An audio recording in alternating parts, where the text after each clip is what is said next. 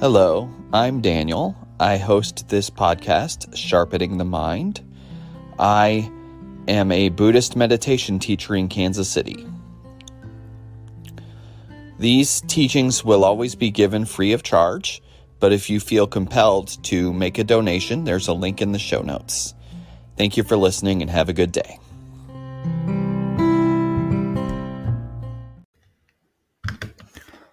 Hello, I'm Daniel. The teaching we're going to talk about today is See Confusion as Enlightenment. See Confusion as Enlightenment. So this means that, and this is from the Lojong Teachings, this means that we are trying to learn how to turn our minds to adjust our understanding of our ordinary, confused way of seeing the world. What we want to do is figure out how to change our relationship to our confusion, our suffering, our fears, our neuroses, etc. Rather than trying to make these things go away, we want to look deeper within them to see the reality underneath. If we can turn our minds away from all the blaming and making enemies out of everything all the time, then we can see through our confusion and see what's really going on. If we can do that, then we can experience the world in a new context, and we can have a broader field of vision. Then our problems won't tear us down so much, and we'll be able to overcome a lot of our weaknesses.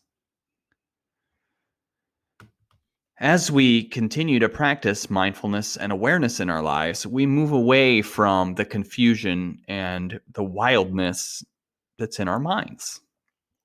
We start to cut through all the delusions that guide and manipulate us. This is important because we come to a point where we realize that the truth was there with us all the time. So this teaching, See Confusion as Enlightenment, is about carrying everything with us onto our spiritual path. Right now, we often see our delusions and weaknesses as burdens, as the things we try to get away from so we can practice. And they certainly seem that way, but ultimately, our confusions, our frustrations, our fears, our neuroses, they're all empty. They're all empty. And really, nothing is bad except that we put the label bad on things. And that's an important thing to remember. And confusing is another label we put on things, right? So I can get frustrated by having to solve a difficult task at work.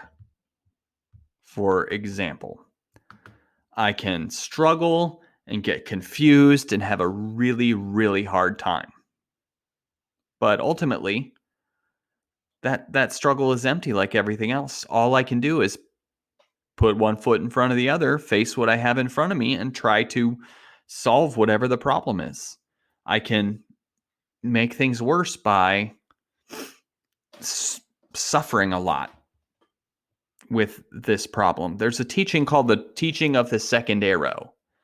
And that idea is that when something bad happens to you, it's like an arrow hitting you. And that hurts, right? An arrow hurts. If it hits you in the wrong place, it can be deadly, right? And so when we get hit with an arrow, sometimes we mentally create a second arrow, and we make the harm worse than it originally was. We make the harm worse than it originally was. So when something bad happens, if we just think, why me? And we just fall apart and we throw ourselves on the ground, that's the second arrow, right? That's the second arrow. And when, another example of this, when sometimes my son will lose something, and where his mind immediately goes is, Who took this? Who took this? Looking to blame someone is like a second arrow. It's like you're making it harmful again. You're getting angry when, maybe you lost it yourself, right? So that's like a second arrow. Looking to cast blame. Or I had a flat tire recently, and I was running through everything in my head of what am I going to do? How am I going to get through this? How long is it going to take? And I was on a trip. And I was like, how long is it going to take to get somebody to come fix this? I don't have a spare tire. My car didn't come with one. And somehow I've used that as an excuse to never get one in the years that I've had this car. And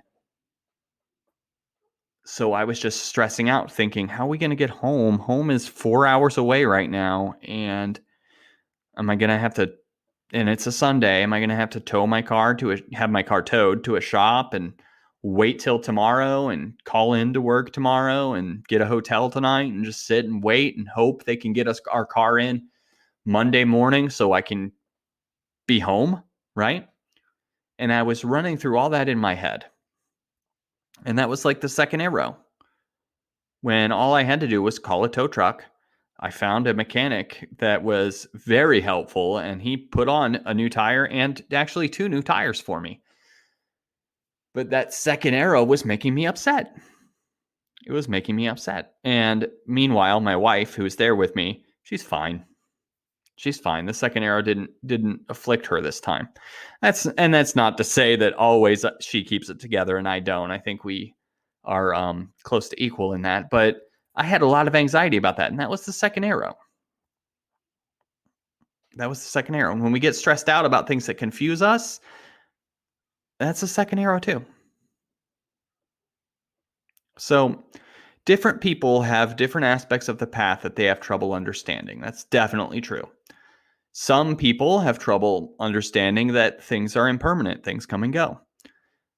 Some people have trouble understanding that what they think of as me is really just a combination of things. I say just, but really that we're very influenced by our environment and the people around us. Some people struggle with that. And some people struggle with understanding that life is always going to have some pain in it. And this teaching, See Confusion as Enlightenment, this teaching is for people that struggle with something else.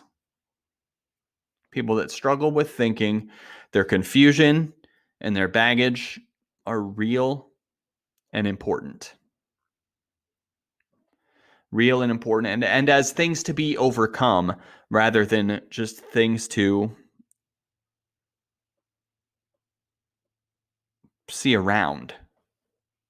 Because that's what we're trying to do, is see through our delusion. We're not, some people wouldn't like that I'm saying this, we're not truly trying to get rid of our delusion, but rather we're trying to see through it and see the truth that's underneath. And that is, you are an awakened being. You are enlightened. You are a bodhisattva. And gosh, people sometimes don't want to hear that, but it's you're good as you are. You're good as you are. That is a core teaching of Buddhism, is that basic goodness. It's the inverse, the opposite of the idea that we're inherently bad. It's that no, we're inherently good and awake and wise and pure. And we just have to see around our baggage and our neuroses, or put down our baggage, we sometimes say, in order to realize that. It's that the teaching is that enlightenment is not some faraway thing we're trying to get to. It is right here with us. It's just something we have to dial into. It's just something we have to turn our minds to see. We just have to turn our minds away from delusion and toward awakening. And that's it. You get there by realizing you are already there and you've always been there. That's the message. And that's it for today. Thank you for taking the time to listen to me, and have a good day. Hey, I'm Daniel, the host of the Sharpening the Mind podcast. I'm just going to talk to you for just a minute about Anchor. Anchor is a one-stop shop for recording, hosting, and distributing your podcast.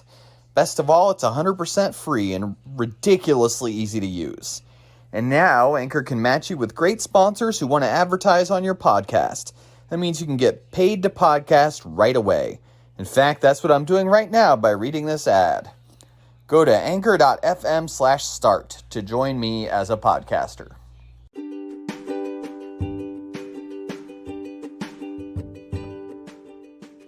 Thank you so much for listening. Have a great day.